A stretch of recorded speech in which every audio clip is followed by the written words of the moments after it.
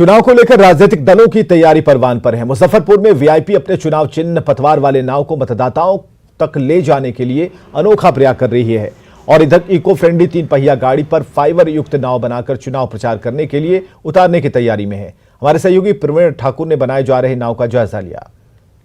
चुनाव में मतदाताओं तक पहुंच बनाने के लिए हर एक पार्टी प्रयास कर रही है। इस कड़ी में देखिए मुजफ्फरपुर में भी जो विकासशील इंसान पार्टी यानी वीआईपी है महागठबंधन में शामिल है और लोगों से ही बात करते हैं क्या रिक्वायरमेंट था, क्या आप लोग कर रहे हैं। एक्चुअली हमारा पार्टी विकासशील इंसान पार्टी मुकेश साहनी जी स्पेशली अपने लोगों को जो उनके पार्टी का लोगो है, चुनाव चिन्ह है, वो जन जन पहुंचाने तक का ये एक डिज़ाइन हम लोगों ने उनके लोगो को 2D को 3D में कन्वर्ट किया, स्पेशली इसलिए कि ताकि ये हम अपनी बातें लोगों तक पहुंचा सकें। ये उनका नाव छाप है। हमने इसके लिए सेलेक्ट किया इको फ्रेंडली गाड़ी। आज के समय में इको फ्रेंडली होना बहुत ज़रूरी है और उसके ऊपर हमने उस नाव को फाइबर के माध्यम से बनाया। इसके लिए हमें साथ दिए मुजफ्फरपुर के ये रणधीर जी हैं। रणधीर जी ने इन डिज़ाइन को मूर्त रूप दिया है। और ये बताइए कब कितनी गाड़ियाँ अभी तक तैयार आपने? अभी तक टोटल 9 गाड़ी तैयार हो चुकी है। जी हाँ। कितना काम चल रहा है? अभी 4 गाड़ी पे काम चल रही है। अभी आज शाम तक क्लियर हो जाएगा। ये फाइबर ग्लास का बन रहा है सर और उसमें लोहे का फ्रेमिंग किया हुआ है इस गाड़ी के ऊपर। जी हाँ। क्या रफ्तार क्या होगी गाड़ी? रफ्तार तो ये प्रचार गाड़ी है, रफ्तार में चलाना नहीं है, वो 5 से 10 की स्पीड में चलाना है। जो नाव पतवार समेत नाव चुनाव चिन्ह वीआईपी का है उसे जन जन तक पहुंचाने के लिए ये तैयार किया जा रहा है और ये कोशिश की जा रही है कि जल्द से जल्द इसे लोगों के बीच ले जाया जाए। हालांकि सीटों का जो गठबंधन में फैसला है उस पर चर्चा चल रही है और जल्द ही लोगों के बीच इस प्रकार के जो चुनाव चिन्ह है उसको सीधे मतदाताओं तक पहुंचाने की कोशिश होगी। ये प्रयास किया जा रहा है कि जो प्रत्याशी होंगे उनके काफिले के साथ इस प्रकार के चुनाव चिन्ह वाली गाड़ी चले या फिर अलग से भी इस प्रकार के गाड़ी मूवमेंट करते हुए चुनाव में नजर आएंगे। कैमरामैन संजीव के साथ प्रवीण ठाकुर, न्यूज़ 18 मुजफ्फरपुर। समस्तीपुर के मोहद्दीन नगर के विस्थापित 34 साल से बांध पर रह रहे हैं। हर चुनाव में इनके पास नेताजी वोट मांगने आते हैं लेकिन चुनाव के बाद इनकी कोई सुध नहीं लेता। विस्थापितों के हाल का जायजा लिया हमारे सहयोगी मुकेश कुमार ने। हर 5 साल पर चुनाव होते हैं और सरकार नई बनती है, नए जनप्रतिनिधि लोग चुनते हैं। इस वक्त हम ये रिंग बांध है मोहिउद्दीन नगर का, जहां पर बरसों से कहें तो करीब 35 से 40 वर्ष से इसी बांध पर लोग विस्थापित होकर के रह रहे हैं।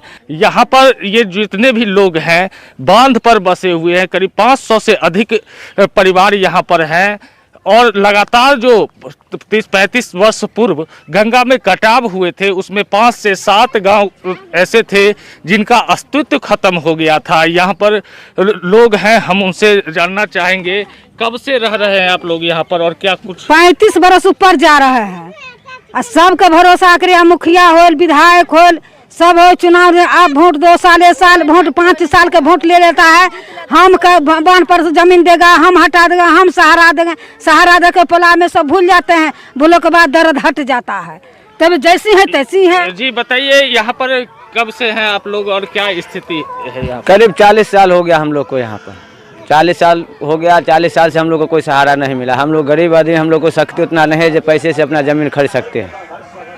हाँ, अब पैसा नहीं है जो हम लोग ज़मीन खरीद के अपना घर बना सकते हैं। मजबूरन हम लोग बांध पर गुजारा कर रहे हैं। तो यहाँ पर लोग जो आपसे वादा करके जाते हैं कब? यहाँ पर लोग यही वादा करता है, इलेक्शन आता है तो इलेक्शन में बोलते हैं जब अब ये वोट दो, अब इलेक्शन में जिता दो, तुम लोग को बांध पर से घर हटा देंगे, जमीन खरीद के घर बना देंगे। कौन कौन से गांव कटे थे उसमें? उसमें राजपुर पतसिया कटा, सुल्तानपुर कटा, चमथा कटा, सब इधर कटा, लेकिन वो सबको कुछ सहारा मिल गया, हम लोग को कोई सहारा नहीं मिला। इनका दर्द अब तक नहीं सुना गया है। Mukesh Kumar, news 18 network, Mohiuddin Nagar, Samastipur. मुजफ्फरपुर में बूढ़ी गंडक का कटाव तेज है। मीनापुर के रखई और घोसोत गांव में कटाव का ज्यादा असर देखा जा रहा है। कटाव पीड़ितों का कहना है कि ना जनप्रतिनिधि उनकी सुन रहे हैं, ना कोई अधिकारी। हमारे सहयोगी प्रवीण ठाकुर की ये रिपोर्ट देखिए। बूढ़ी गंडक की कटाव से घर के अलावा जो पूरा गांव का की जो तस्वीर है वो बदलती जा रही है मीनापुर के रघई और घोसौद गांव में। और अब चुनाव आने वाला है, लेकिन जब जनप्रतिनिधि इस गांव तक लोगों के दुख दर्द को समझने नहीं आ रहे हैं तो लोगों ने ये फैसला लिया है कि वो नोटा का इस्तेमाल करेंगे। सर अभी तक कोई हम लोगों को मतलब सुधि लेने नहीं आ रहा है कि आप लोग कैसा है नहीं है। पिछले वार्ड 1 में जो आया था उसमें काफ़ी कटान हुआ।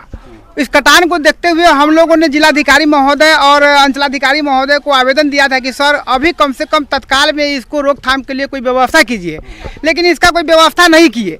सर अभी तो बहुत 50 साल से हमारे विधायक लोगों को माने वोट मांगने आया, देते चले गए, कहा बोले कि हम बनवा देंगे, ऐसे करेंगे वैसे करेंगे, आज तक कोई सुनवाई नहीं लिया। सर हम लोग का निर्णय यही है कि इस बार वोट गिराने जाएंगे लेकिन नोटा के इस बार इस्तेमाल करेंगे।